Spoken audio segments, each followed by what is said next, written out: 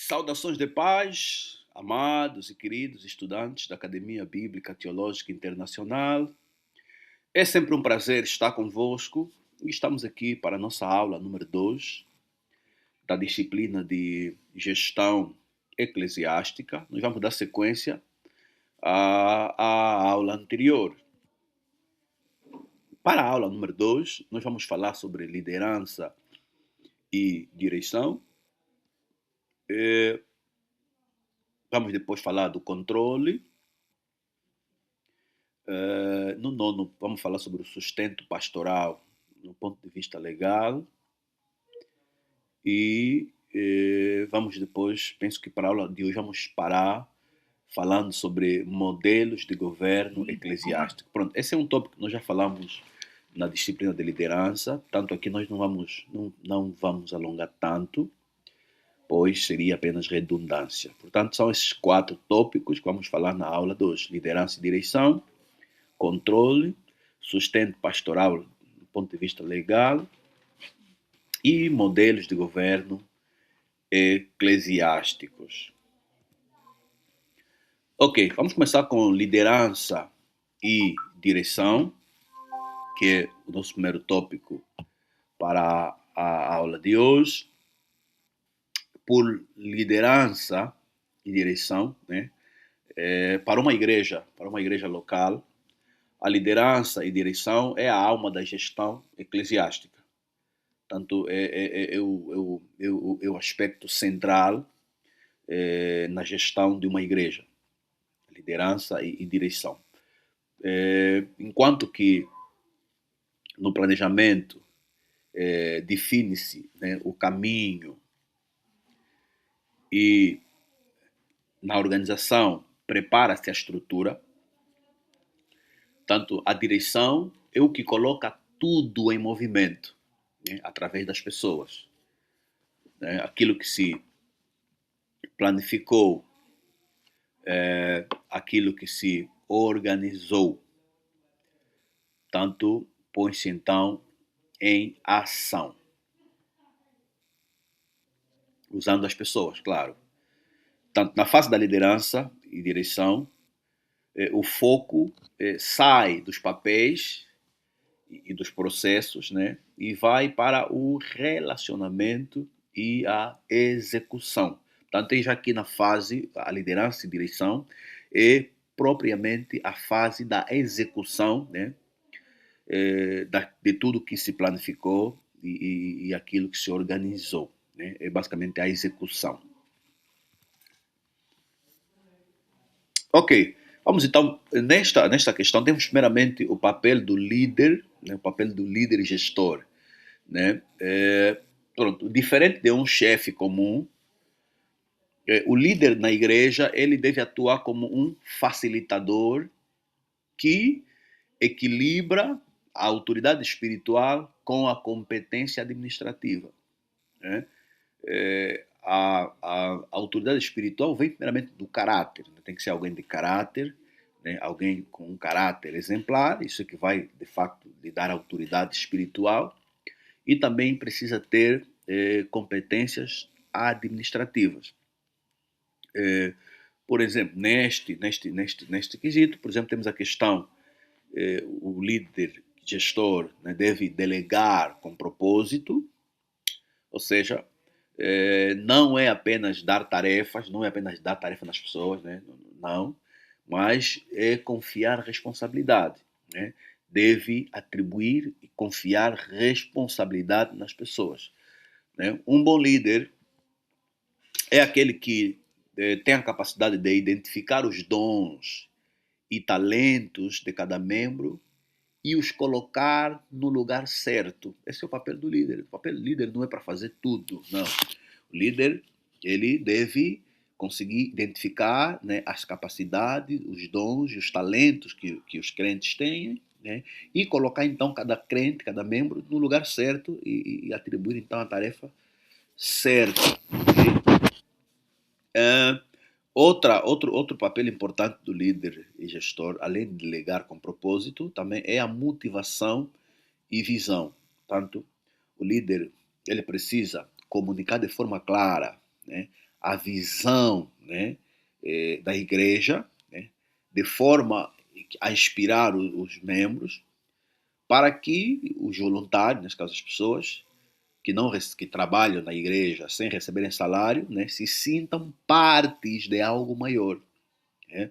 Porque é esse sentimento de pertença que vai motivar as pessoas a se dedicarem, né, no trabalho da igreja. Tanto é importante que o líder saiba passar claramente a visão, né, de forma a inspirar, né, as pessoas. Temos aqui exemplo prático, né? Por exemplo, a liderança eclesiástica, ela é pautada pelo conceito de liderança servidora, né? Onde temos Jesus como modelo, né? Onde o líder é o primeiro a servir, diferente do chefe, né? Que manda os liderados fazerem o trabalho e ele controla, fiscaliza. Aqui no modelo cristão é diferente. O cristão, o líder eclesiástico, ele é o primeiro a servir, ok? Ele é o exemplo do servir. Ele se dispõe a servir a congregação, a igreja, ok? Esse é o modelo do líder cristão, ok? Não é chefiar, não é ordenar, mas é servir de modelo, né? É ser o primeiro a servir e motivar também os demais para seguir o seu exemplo de servir a igreja que nós lideramos. A segunda, a segunda nota importante é a questão da tomada de decisão e coordenação. Portanto, a direção, ela envolve decidir, né, o que se deve priorizar, né, quando os recursos são limitados, né? É importante, né, saber definir o que são prioridades, o que é que pode aguardar, né?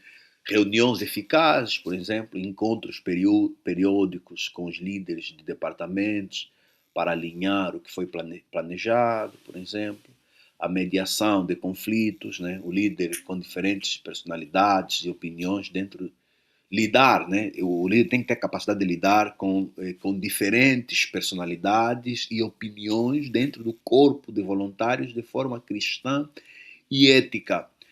Aqui é um ponto que muitos líderes têm dificuldade, né?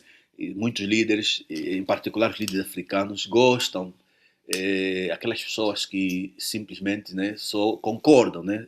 Em inglês chama-se yes man, né? Não aceitam assim ideias contrárias, pessoas que têm assim posição contrária. Mas na igreja é importante que o líder tenha a capacidade de lidar com diversos tipos de pessoas, porque as pessoas têm personalidades diferentes, né? E o líder tem que ter capacidade de lidar com cada um deles, né? E principalmente as opiniões divergentes, aquelas opiniões que são contrárias à nossa como líder, nós devemos ter capacidade de lidar de forma sábia e ética, né? Permitir que as pessoas tenham liberdade de divergir conosco, ok? Isto é extremamente importante.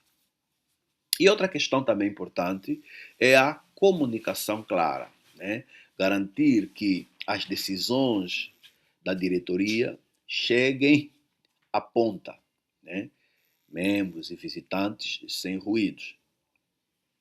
Ou seja, é importante que haja uma comunicação clara entre a direção, né, e os membros.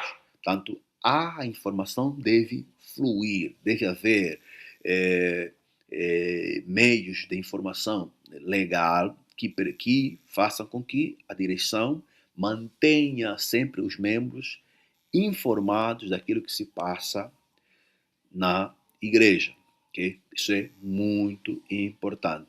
As decisões que são tomadas devem chegar aos membros, né, para que esses, então, tenham conhecimento, né, de forma oficial, para se evitar ruídos ou evitar os ouvidizeres, né? Tanto é importante que a informação entre a direção e os membros, a informação entre os próprios departamentos da igreja, fluam bem.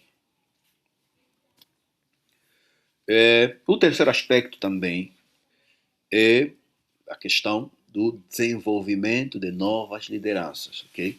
O desenvolvimento de nova liderança é o terceiro aspecto importantíssimo, né, na questão de liderança e direção. Uma igreja que não forma líderes, né, ela estagna, ela com o tempo desaparece. Okay? Portanto, é só vermos o que aconteceu com a igreja da Europa, em muitos países europeus, muitos lugares que eram igreja, eram lugar de culto, se tornaram bares, foram vendidos, né, porque não tem pessoas para darem continuidade com a obra. Portanto, a direção foca em discipulado e mentoria, né, treinar substitutos e auxiliares para que a obra não pare se alguém sair. É importante sempre pensarmos, né, nos substitutos, pensarmos naqueles que vão dar sequência, né, da obra que nós estamos a fazer hoje.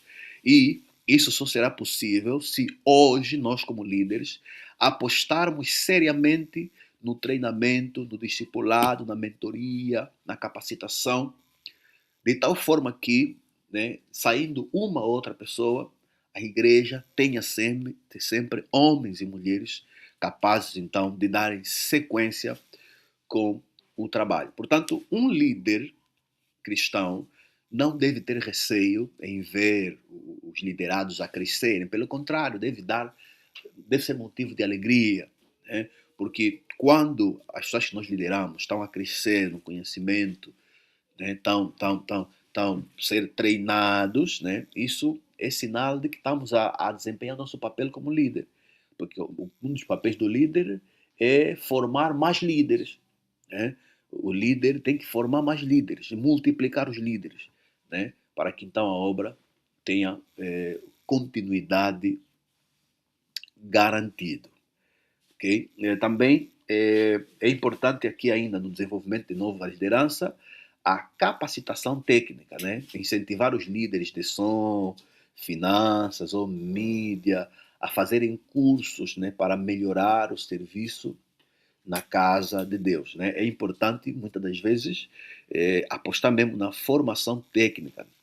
Não, é importante, né, apostar na formação técnica para que se melhore, né, o serviço prestado na casa de Deus. Muitas das vezes a própria igreja deve formar, por exemplo, os músicos, né, para poderem tocar os instrumentos com qualidade, cantarem com qualidade, tem que haver capacitação técnica, nem tudo é só dom. Claro que o dom é importante, mas também a técnica é extremamente importante, ok? Ok, muito bom.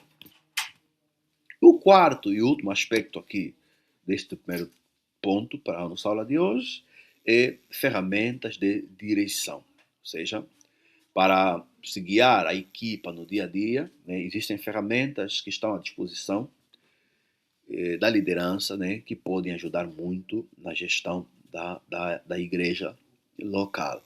Por exemplo, escalas de serviço, né, é importante que haja escalas, né, escalas, por exemplo, de serviço. Né? Existem alguns aplicativos, né, como o Volunteer Scheduler, né, que podemos usar para fazer escalas, mas também pode-se usar o próprio Excel, o Word.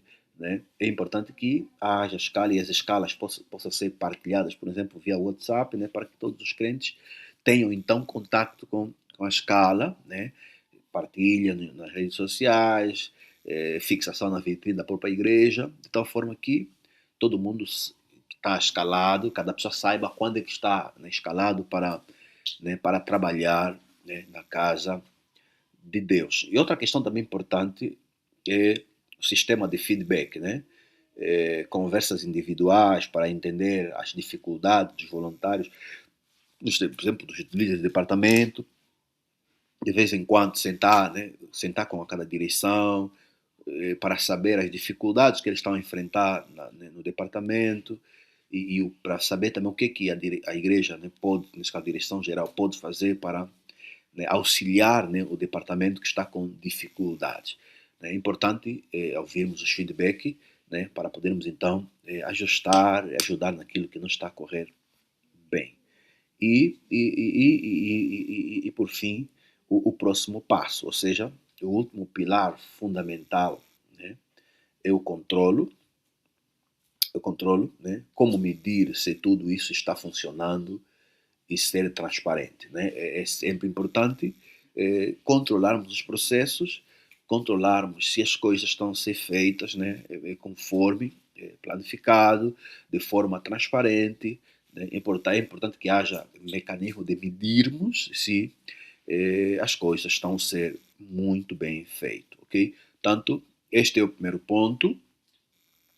Que falamos aqui de direção, de liderança e direção. Vamos agora passar já para o controlo, que é o próximo passo. Né?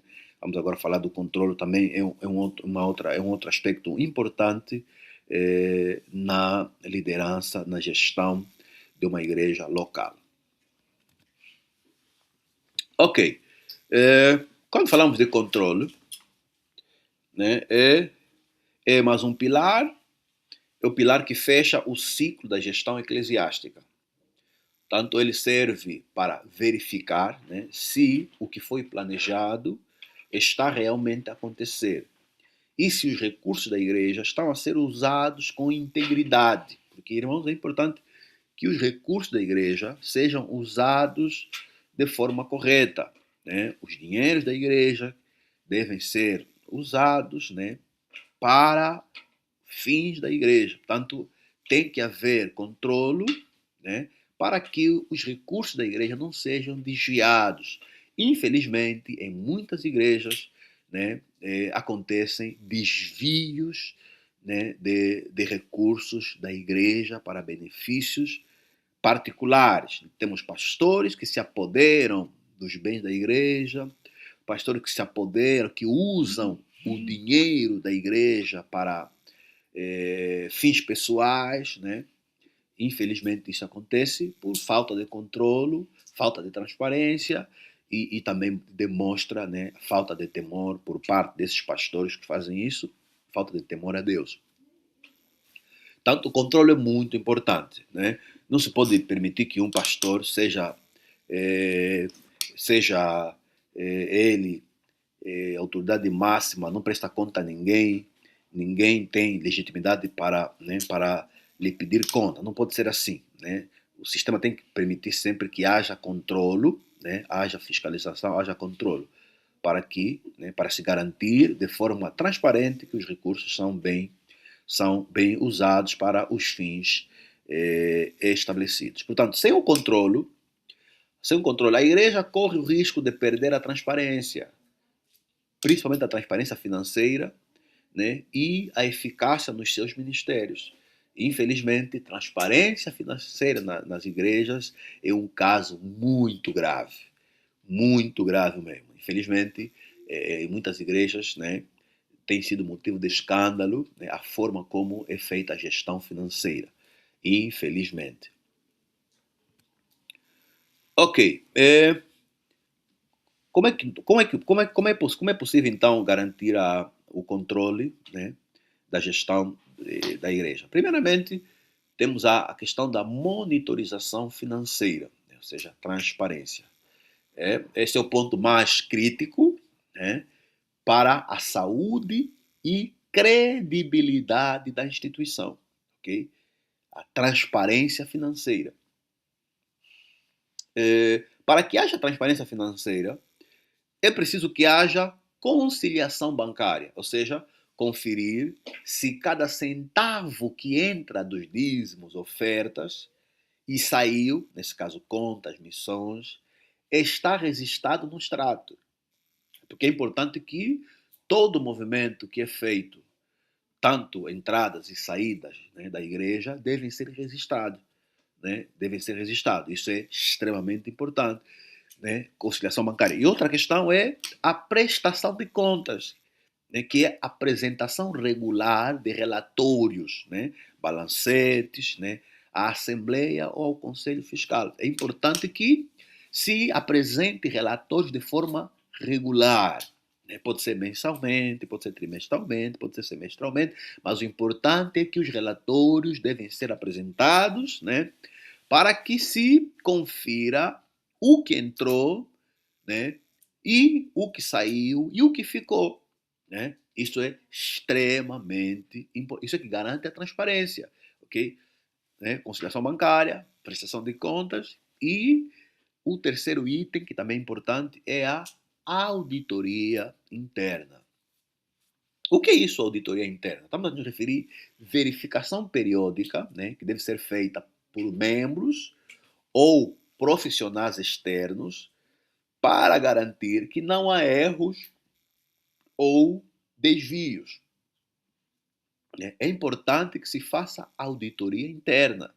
É importante que né, se faça auditoria de vez em quando, né, as contas da igreja, os relatórios da igreja, para garantir que as contas estão conformes, os dinheiros também que estão nos relatórios, de facto, estão conformes nas contas bancárias da igreja, para garantir transparência, e assim, então, isso também vai, de facto, dar credibilidade à própria instituição. Né? Infelizmente, o que estamos a falar aqui, para muitas igrejas, isso é coisa do outro mundo, mas seria assim, né? Sendo a igreja obra de Deus, né? Devia ser o exemplo de transparência, né? O exemplo para que até mesmo os políticos pudessem olhar a igreja como um modelo a ser seguido. Só que, infelizmente, em muitos lugares é o contrário, né? É o contrário. Pelo contrário, as igrejas seguem até as más práticas dos políticos, né? Infelizmente. Portanto, esse é o primeiro ponto, né?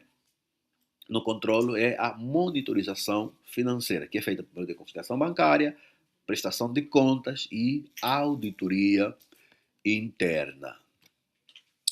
Avançando, o segundo aspecto são os indicadores de desempenho, né, que são chamados das métricas. Né, as métricas, ou seja, como é que vamos medir o sucesso de uma igreja? Né? Como é que vamos saber que a gestão de uma igreja está a ser bem feita? Que a igreja de facto tem sucesso, é bem sucedida. Né? Tanto, muita gente, infelizmente, mensura, né, o sucesso de uma igreja com base apenas em números, né? Tipo, o número de crentes que congregam na igreja, o número de templos que a igreja tem. Muita gente mensura assim. Infelizmente, na visão bíblica, não é assim. Né?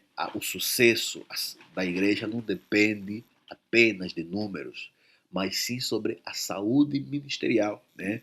A saúde ministerial, por exemplo, é, a frequência e retenção, né? Aqui é importante que haja, né, acompanhar o número de membros, né, visitantes e a taxa de batismo, né, tem que se analisar isso, tem que se olhar o número de membros que a igreja tem, o número de visitantes, né, bem como a taxa de membros que são batizados. É importante. O outro item é o envolvimento em pequenos grupos, ou seja, medir quantos membros estão realmente inseridos na vida da comunidade, né? Além do culto de domingo. Né? É importante que os membros se insiram, né, nos vários departamentos, vários setores da igreja, para que elas também participem, né, ativamente da vida da igreja. Né? E outra questão é a execução orçamental, né? Verificar se os ministérios, né, os departamentos estão a gastar o que foi previsto ou se há desperdício. Portanto, esses são então as três métricas, né, os indicadores de desempenho: frequência e retenção, envolvimento em pequenos grupos e a execução orçamental. O terceiro aspecto do controle é a avaliação de processos e eventos. Por avaliação de processos e eventos, né, é importante que, após cada grande atividade, tipo conferência, seminário, acampamentos, ações sociais, ação de graça, portanto, o controle, né, deve atuar através do feedback. Né? Feedback, né? Por exemplo, reunião pós-evento, por exemplo, sempre que há um grande evento, depois de passar o evento, é importante que haja uma reunião, né, para se pegar o feedback, a apreciação dos membros a respeito da atividade. Por exemplo, o que é que funcionou, o que é que falhou, o que é que pode ser melhorado na próxima vez, por exemplo. Né? Isso é importante, vai ajudar cada vez mais a igreja melhorar, né? Ano após ano, ou tempo após tempo. Além da reunião de pós-evento, também outra coisa que pode se realizar é pesquisa de satisfação, ou seja, procurar ouvir a opinião dos membros, né, sobre os serviços e a estrutura da igreja. Portanto, são esses dois aspectos, né, que podemos, de facto, usar para avaliação de processos e de eventos. Reunião pós-evento, sempre que é um grande evento, depois reunir para analisar o evento e fazer pesquisa de satisfação. Ok? O quarto aspecto, o último, é ferramentas de controle. Né? Quais são as ferramentas que podemos usar para o controle? Portanto, nos nossos dias de hoje, o controle é feito de forma muito mais simples, né? Por causa da tecnologia. Né?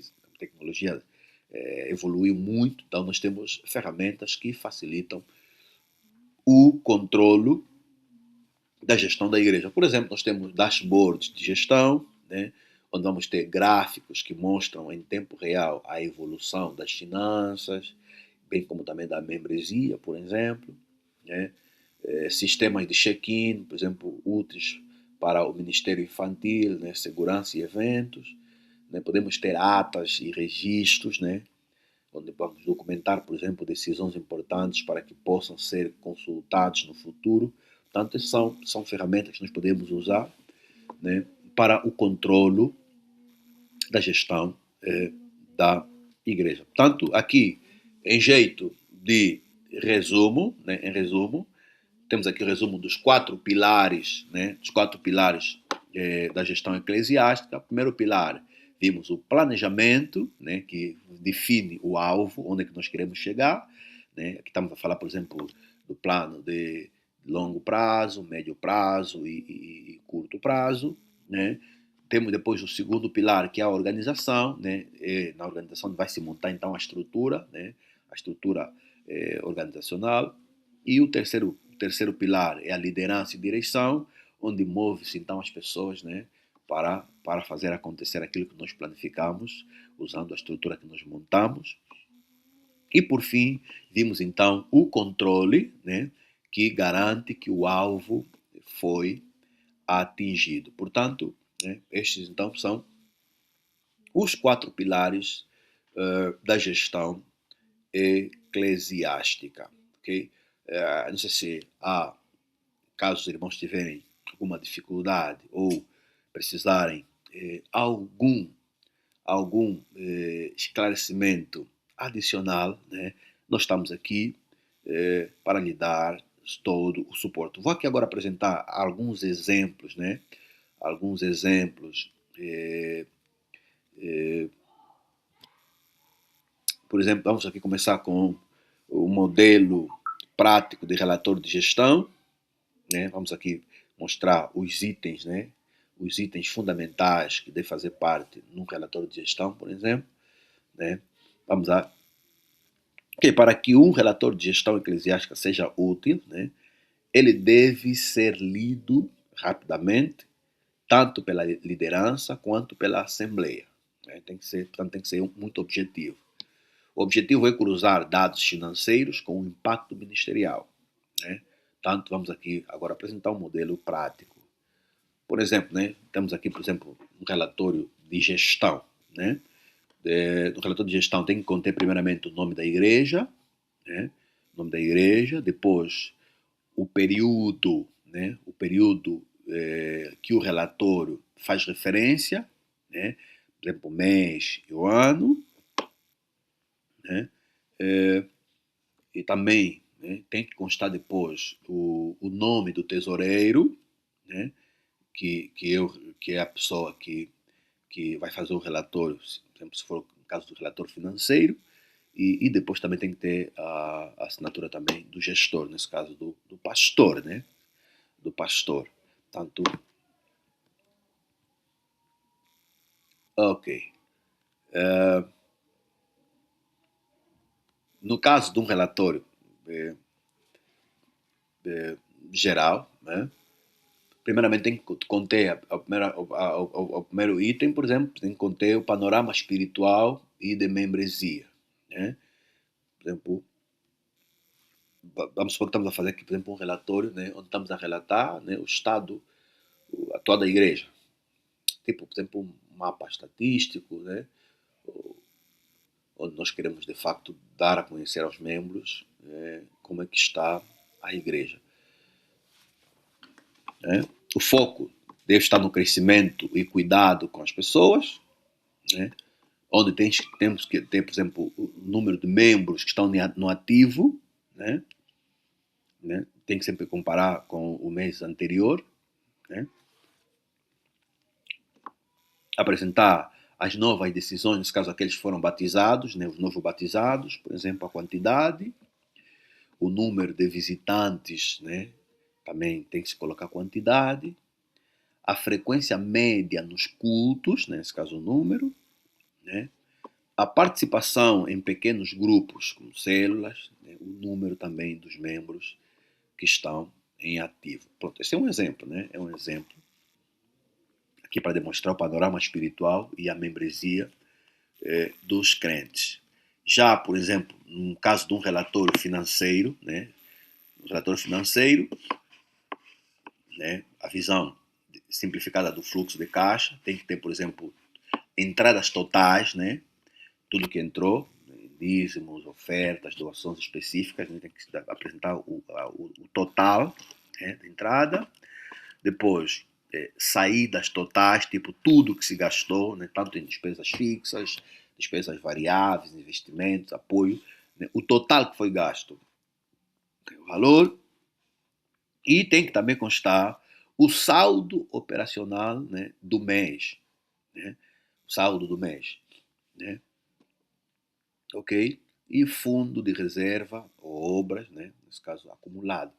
Tanto, exemplo, né, de um relatório, o resumo financeiro de transparência. Assim, os membros vão saber tudo que entrou ao longo do mês, tudo que se gastou, né, ao longo do mês, o saldo que se tem, né, o saldo que está operacional no mês, bem como o fundo que está retido, por exemplo, nos bancos, né? Isso é importante, isso permite que os membros tenham uma visão clara, né, das finanças da igreja, ok? É importante também né, a apresentar a destinação dos recursos, ou seja, aonde se investiu o dinheiro, aonde é que o dinheiro foi. Tem que se especificar, né? Portanto, demonstra que a igreja cumpre sua missão social e missionária. Por exemplo, a manutenção do templo, né? Quanto é que se gastou, por exemplo, para aluguer do espaço, a água, a luz, limpeza, né? O valor todo, né? Ministérios internos, por exemplo, o que, é que se gastou no Ministério Infantil, no Jovem, no Louvor, né? X. Missões de ação social, quanto é que se gastou? Ofertas missionárias, cestas básicas, né? X. Né? Né? Pessoas que trabalham na igreja, por exemplo, salários, encargos e sustento pastoral, quanto é que se gastou? X. Né? Tem que estar tudo bem delineado para que as pessoas, né, tenham uma informação clara e evite, então, assim, a desinformação. Ok? Portanto, é importante, né? Também aqui questões de manutenção, né? Também tem que estar bem específico. A ideia é que tudo que se gastou, todas as saídas que foram feitas na igreja devem ser relatadas, né? Para que os crentes estejam muito bem atualizados, ok? Os membros, quando são muito bem atualizados, né? Isso evita especulação, evita desinformação, evita ruídos e evita fofocas. Portanto, é extremamente importante esse exercício de transparência. Portanto, para a nossa aula 2, vamos parar por aqui, E na próxima aula, querendo Deus, nós vamos dar então sequência ao nosso estudo sobre gestão eclesiástica. Portanto, que Deus em Cristo nos possa abençoar e na promessa de voltarmos para a aula número 3. Graça e paz.